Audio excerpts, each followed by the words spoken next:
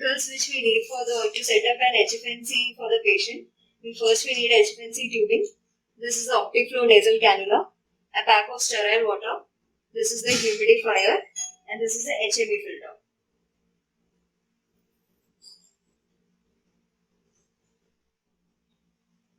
So in this optiflow nasal cannula, we have a patient end, and this is the machine end, which will connect to the HME filter port. And this we can coil it around the patient's head and fasten it tightly to the patient's nasal.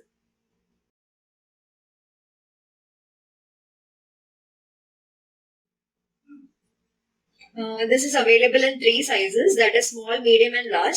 It is based on the flow of this nasal bronchs, and it is available from the sizes from the pediatric till the adult sizes. The cannula should be half of the size of the opening of the nostrils. And this is a pack of distilled water.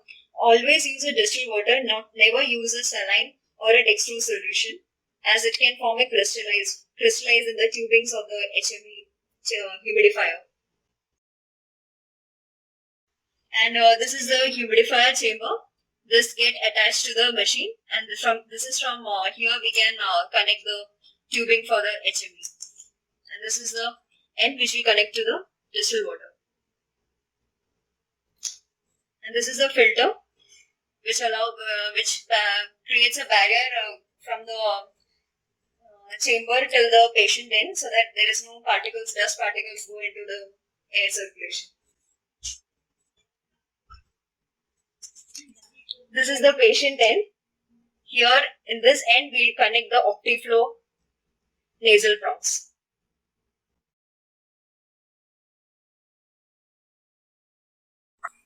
This is the machine end. The machine has an electric cable which should be correctly paired along with this wires, and it should be correctly inserted. And this is the machine end which will get connected to this HME filter.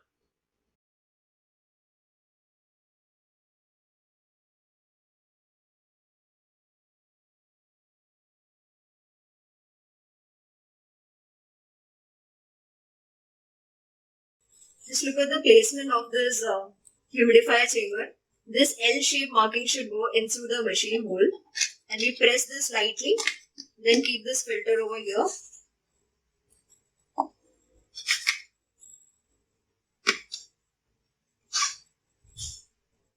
Then we get a locking sound.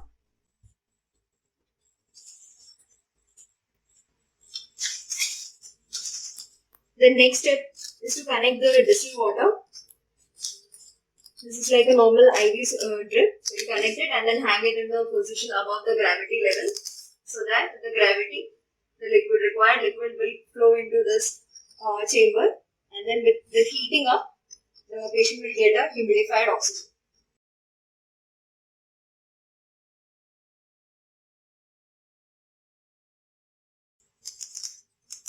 Now, before connecting this patient tubing, we'll first match the ports. The electric port which comes from the equipment, we'll match this first, and then insert this end to the chamber. And this is the patient end. After this, we'll connect a HME filter. After that, we'll connect the nasal cannulas. Then before setting this up, we'll connect the whole equipment to the oxygen supply, and then check for the oxygen flow, and then connect it to the patient.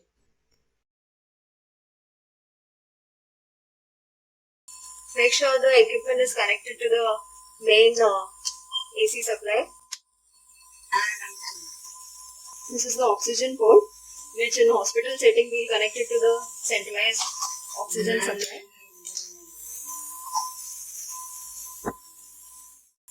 Long press is on. Now after all the connections, we will switch on the equipment for this equipment.